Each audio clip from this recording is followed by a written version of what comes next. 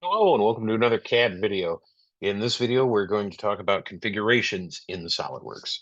This one will deal with parts. We'll do another video in the future dealing with configurations on assemblies.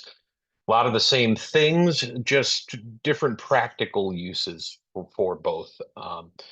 So we can jump right in and get started. So configurations, once we get there, first I'm going to have to model a part. But once we get there, if we go over to our feature manager and up here on the sort of tabs on the top, we have like the third tab over is configurations. And right now, I only have a default configuration because I've only got one part. I haven't actually modeled anything yet either. So go ahead and model something that we can talk about. So I'm going to just extrude a simple plate, and I'm going to give it some decent size just so that I can add some holes, some cuts, some things to it that we can, sort of use as a basis for the conversation. So let's do, we'll leave it that thick. Why not? This is just for sort of illustration purposes. So I'm going to go ahead and just do some extruded cuts through this thing. And I'm just going to do some basic shapes.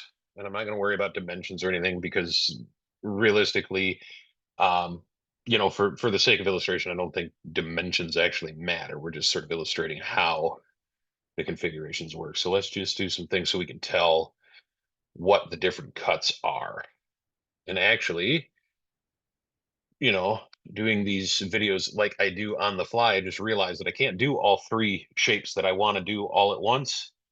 So I'm going to delete those out and I need to do them as separate cuts. So extrude another cut on this face and I'll go back and I'll do my hex and then I'll do that slot as a third different cut. I need different features in order for the configurations to work. So extruded cut, select the face and give me my slot back. There we go. It helps if we, plan these videos out ahead of time. Scripts would probably help too, but then they wouldn't be so much fun. So here I've got a plate. I've got three different shapes cut through it in three different features. That's important coming up, so that I can sort of keep track. And what I'm going to end up doing is I'm going to end up turning some of these things off. So first of all, I'm going to go into my configuration manager. I'm going to right click here and I'm going to add a configuration. I'm going to right click right on the part, name it. I'm going to name this circle. Um, and you can give a description. It doesn't really matter, but I recommend anytime any piece of software gives you a chance to do descriptions or comments, do it. It'll help not just the people that look at this other than you in the future. It'll help you remember in the future when you come back to this, 5 years from now, and you wonder what you did. Comments and descriptions anywhere it lets you annotate things for future reference is a good idea. So circle, cutout. We will accept that. So now I have a circle, and notice my default configuration now is grayed out. I can click back and forth. There's nothing different between these two as it stands right now.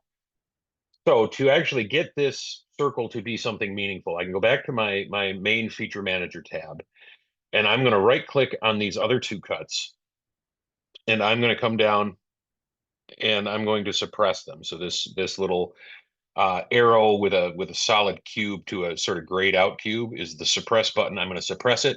Notice it turns off. Now, if I come back to my configuration manager tab and click back on the default part, in the default configuration, click to my feature manager, all of these are enabled. None of these are suppressed. So if I come back, I can click back and forth. That one is suppressed. I named this circle because on this one, I really only want the circle to be I want the circle to be the one that's defined. So I can right click here. I can suppress the slot. Now, when I click back and forth, I've only got the circle enabled in the circle configuration. So I could do the same thing for sort of the other two features. I can create a new feature, add configuration, call this one hex. And I can do the same thing. I can control click to select multiples. I don't have to select them all. And I get the suppress button again in the little pop-up. Click that to suppress them both. Now, when I click back and forth to default, circle, hex, I only get the parts that were sort of enabled. So now there's another way that I can do this. I'm going to go ahead and add a configuration. Call this one the slot. And actually, that's probably a misnomer for what I want to show, but I can also roll my model back between configurations. So here, I've rolled back, I've rolled the hex and the slot out just by grabbing the blue line and dragging it up. Now, if I come here and access my default, okay, rolling back doesn't work between configurations. So now if I sort of I've got my slot, I can do the same thing. I can disable the circle and the hex. So suppress those. Now I've got configurations with each thing sort of enabled one by one. Now, this is useful in the part, let's say, I mean, for instance, I can also have multiple sizes of holes, different hole patterns. Maybe this is a gasket or something for a motor, and if I switch motor companies, I need a different bolt pattern, so I can have, different bolt patterns lined up here as configurations. Where it really sort of shines, and to show this, I need to save because I'm going to make a drawing. So I'm just going to save it as part one. And I'm going to come up here to my file, make drawing from part, click OK. So when I create a drawing, come down here and browse because I've got my own title block that sort of populates things for me. I'm going to just, for now, just drop a front in here. So I've got that. It automatically grabs the last configuration that I have active in the model. So the circle is what I have active. If I control tab back to my model, circle was the active configuration.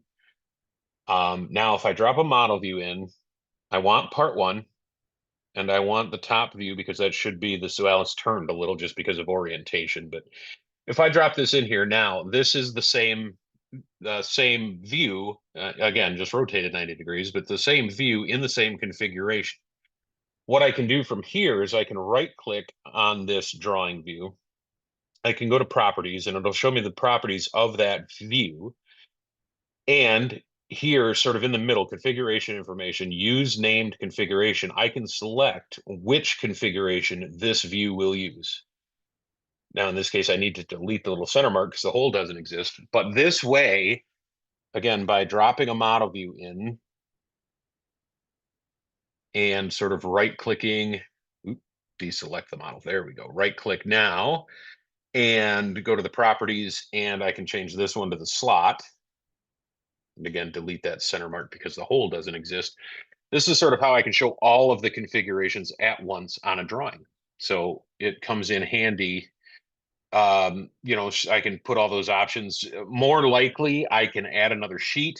So if I hit the new sheet button down here, I can get a second sheet and I can add the other configurations, give each configuration its own sort of time, on a page, and then I can dimension this and whatnot, not clutter my first page. But that is just about all there is to different configurations. We can take a look again at the configurations, and we can see just by clicking back and forth between configurations and the feature manager, I can see what features are turned off for a given configuration.